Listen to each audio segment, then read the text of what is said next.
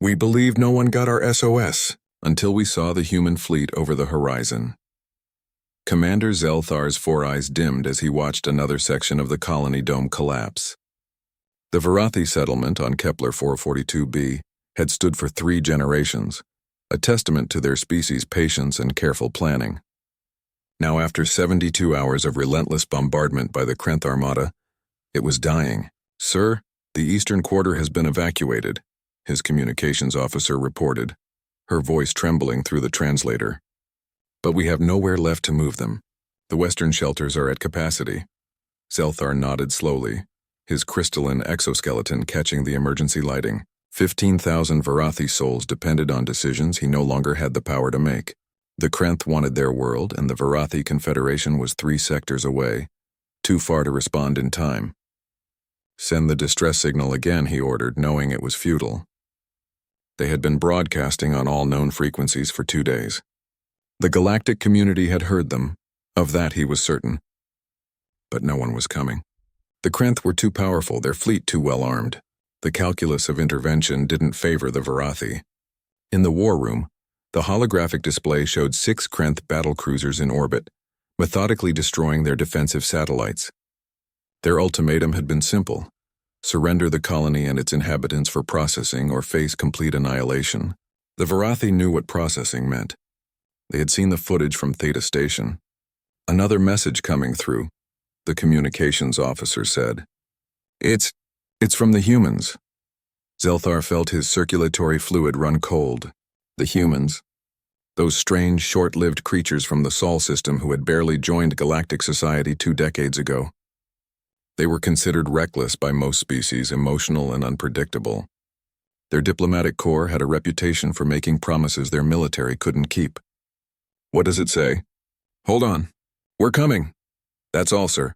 A bitter laugh escaped Zelthar's vocal slits. The nearest human outpost was 8 light-years away.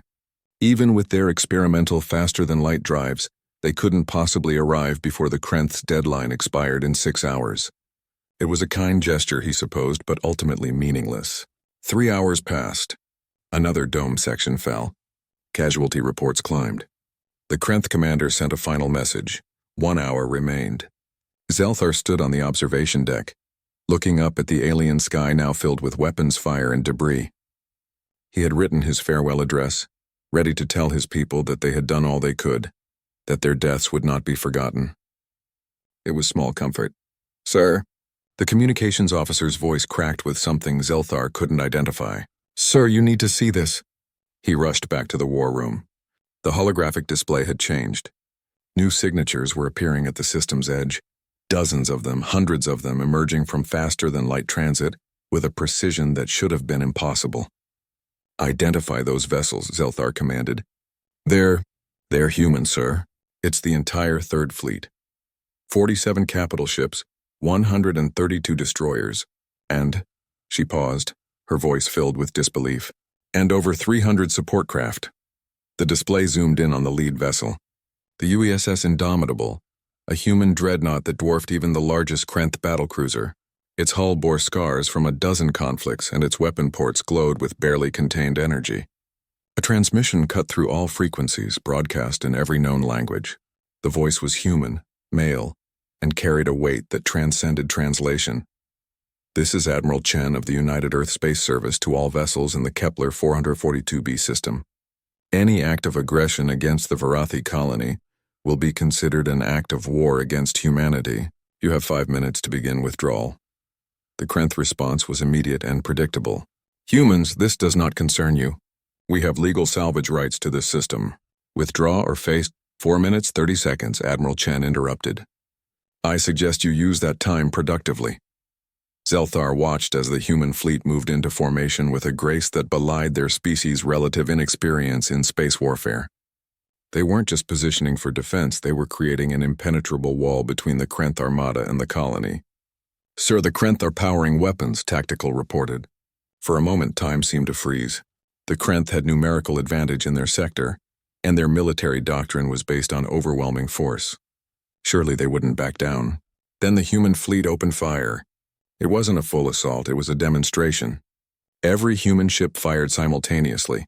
their weapons striking empty space in a coordinated pattern that created a wall of energy between the two fleets. The message was clear. This is what we can do when we're not aiming at you. The silence that followed lasted exactly 15 seconds. Then, slowly, the Krenth battlecruisers began to withdraw. Zelthar's legs nearly gave out. Around him, his crew was cheering, a sound the Verithy rarely made. On the holographic display, the human fleet maintained position, ensuring the Krenth's retreat was complete. Another transmission arrived. Commander Zelthar, this is Admiral Chen. We are deploying medical and engineering teams to assist with recovery. Your colony is secure. Admiral, Zelthar responded, his voice thick with emotion. We didn't think anyone would come. There was a pause, and when Chen spoke again, his voice carried something the translator identified as fierce determination. Someone got your SOS, Commander. We heard you, and there's something you need to understand about humans. When we hear someone calling for help, we answer. Always. Distance doesn't matter. Risk doesn't matter. When someone needs us, we come. As the first human dropships descended toward the colony, carrying supplies and hope, Zelthar understood something that would reshape galactic politics forever. Humanity didn't calculate odds or weigh political advantages when lives were at stake. They simply came. It was terrifying and beautiful in equal measure. That night, as Verithy children looked up at the stars where human ships stood guard, they learned a new word that would be passed down through their generations. Friends.